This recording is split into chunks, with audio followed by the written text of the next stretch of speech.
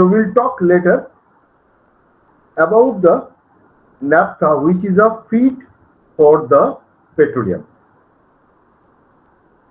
Earlier days, naphtha was the only available feedstock for the this petroleum petrochemical factories. But for today, lot of developments already began.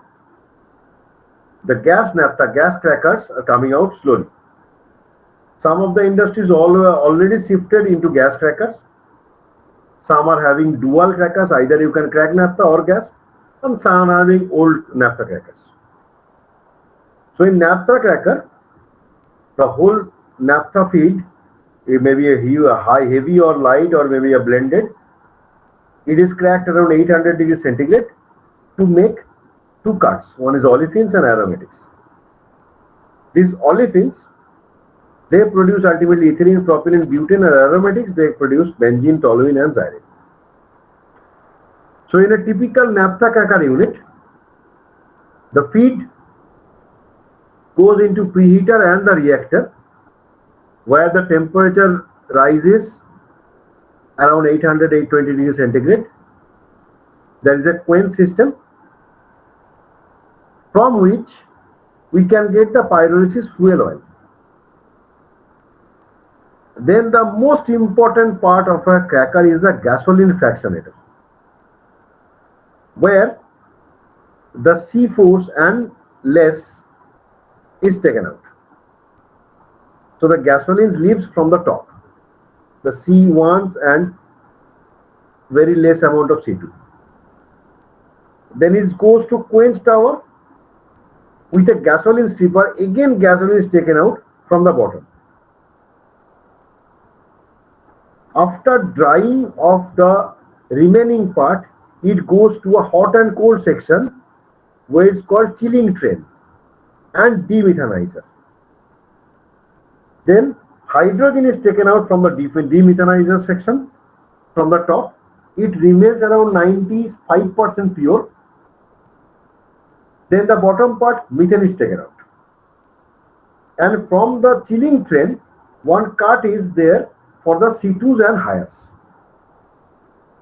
which again goes to demethanizer. From the top, the CH4 again comes out, and from bottom, the C2s and C3 reaches to demethanizer.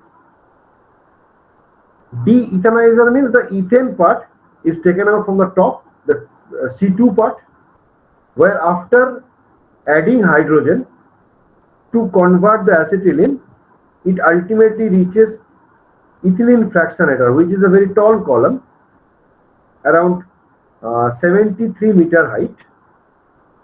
It has two products. One is ethylene and ethane. Now, a very basic question: why we are telling that ethylene fractionator is very heavy, or having a very high, or very tall column? Why it is 73 meter? Even the propylene fractionator just below the C2, it is having more than that. It may be a 90 meter height. So why is that? On what the height of a distillation column or fractionation distillation column depends.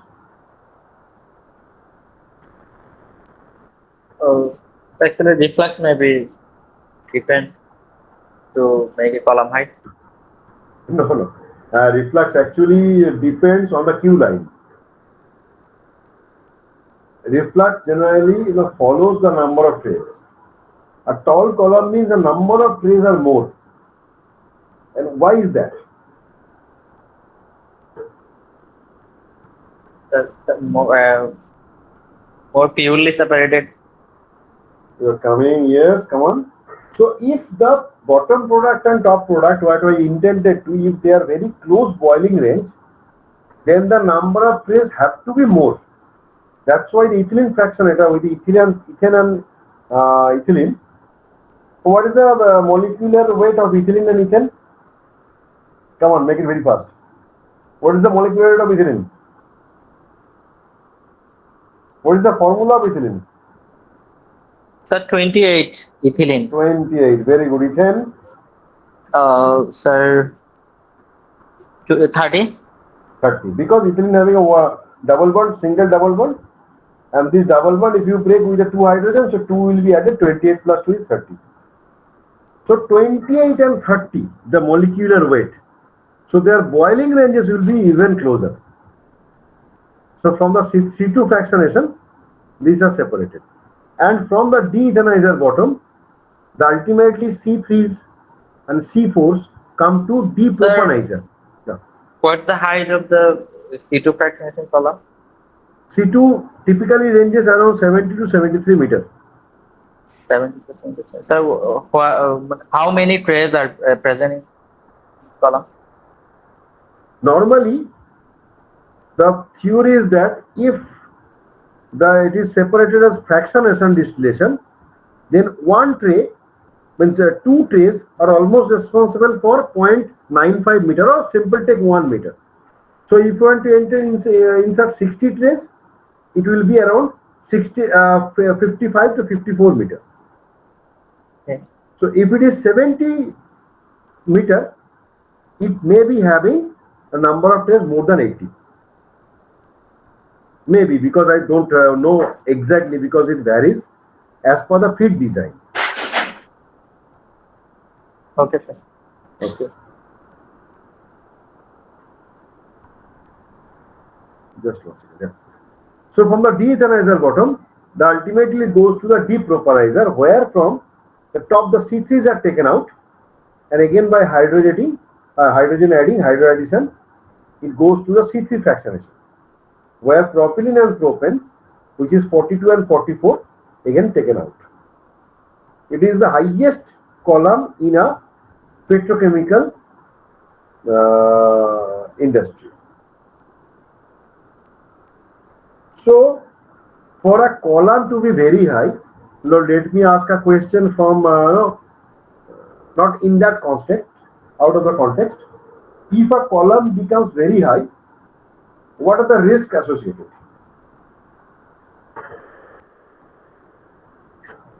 Sir, maybe broke down by wind blower. If by wind blow a column breaks down, then Ikhtiaruddin, police will come to catch you first. थोड़ा हवा दिया कि नहीं, एक column टूट गया. The hawa or the wind must be a cyclonic storm. Okay, the first is the stability of the column because of earthquake or storm.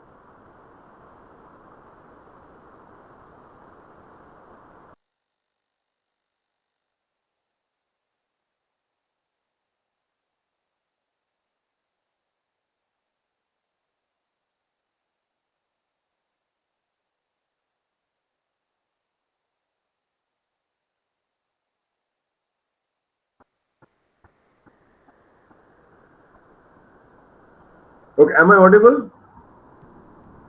Yes, sir.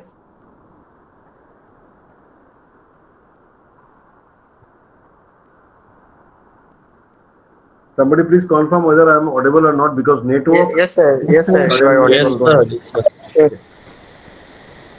So, from common sense, okay, I'm giving you a clue. If a column is a very high, say 70 or 80 meter high, then there will be a problem for the safety. What could be that problem? Operating safety.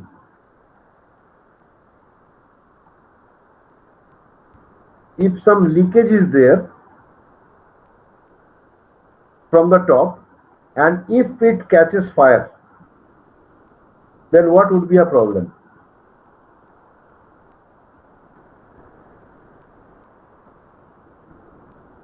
It can spread easily, sir. It can spread easily, because if the molecular weight is 30 or 42, it's more than the air's molecular 29. Yes. What else?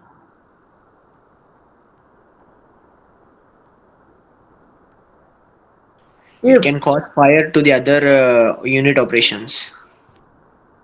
Raghavendra, it generally doesn't happen, because Uh, for spreading a fire, you need two methods, either deflagration or detonation. Now, fire cannot move through air because you need fuel to show the path. The problem will be of the water. If you want to extinguish the fire or you want to spray the water on the top of a column which is having 80-meter height, you have to have the capacity of the water itself more than 8 or 9 kg per centimeter square gauge, because 1 kg of 1 kg per centimeter square gauge water pressure means it will reach 10 meters straightway of Torricelli's barometer. So at least that 10 kg or 9 kg water pressure is required. So that becomes a very much problem for the high columns, and of course the stability. And even if it is insulated, the binding of the insulation remains a problem. Due to wind, the insulation of the cladding, means the aluminium covers, generally torn down, and ultimately insulation gets broken. So these are the risks associated, whatever. So from the depropanizer bottom, the C4s are taken out. And from the debutanizer bottom, the heavies are taken out, which is called RPG, raw pyrolysis gasoline. So from the cracker, the 5 streams are on a broadly taken out. First is the C1 methane, which goes to fuel gas system. Then the C2s, ethanes and propanes are the inerts and acts like co-monomer or the solvent, and ethylene and propylene C2 and C3, they are the raw material for polymer plants, and sometimes butane. For the C4s, the butenes are the raw material for the polymers, and other C4s are extracted one by one. I will come into that. And the C5s and higher are called RPG. Again, from there a lot of products are available.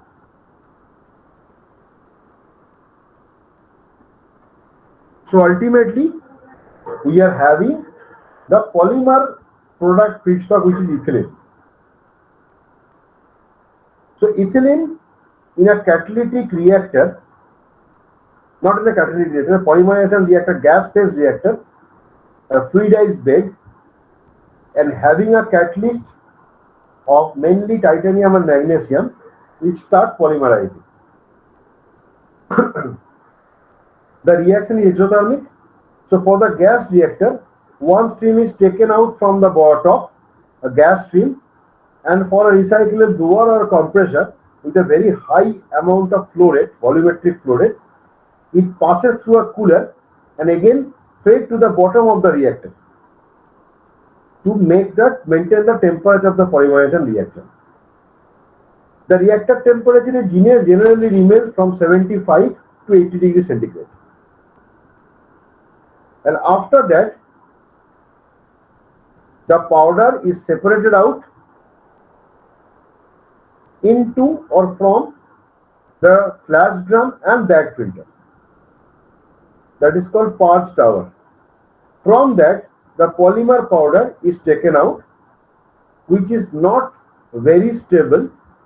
It has a tendency to decompose. So after adding antioxidant, it becomes ethylene pellets, which are used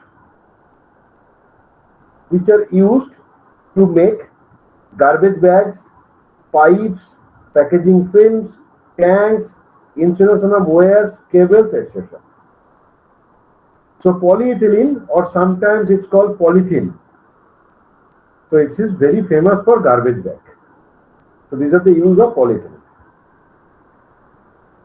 All of you have attended or were the training at the last week for the polypropylene? Yes, sir.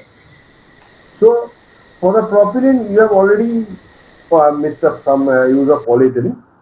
agricultural mulch, not to vaporize the water from the small plant's root position.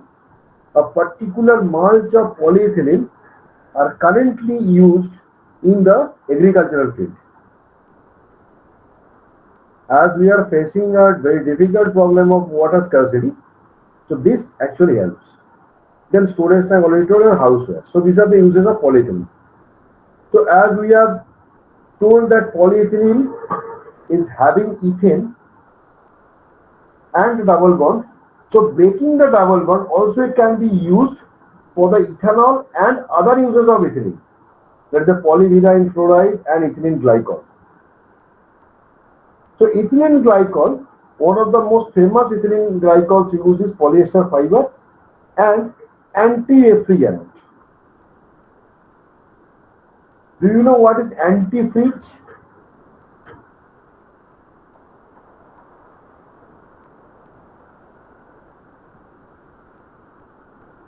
Antifreeze means if the temperature of any water is required in refrigeration cycle to make it 5 degree 6 degree temperature for some heat exchangers, then it has to go through a refrigeration compression or refrigeration cycle. But the supply water temperature into the heat exchanger, if it becomes colder and reaches 0 degree centigrade, so there is a chance of ice formation. Now my question is that if in a heat exchanger or in a pipeline where water is flowing at a very low temperature, 2 degree 3 degree centigrade, if there is a chance of having it 0 degree centigrade, what would be the risk?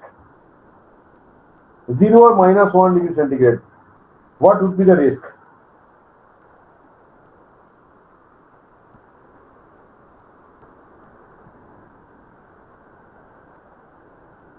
So my question is Sir. that if, yeah, you should, please. Maybe it can choke the pipes of that heat exchangers because the Very good. The temperature first is it may choke because is. solidified. And what else? Please apply your common sense, what you have read from class 8 or 9.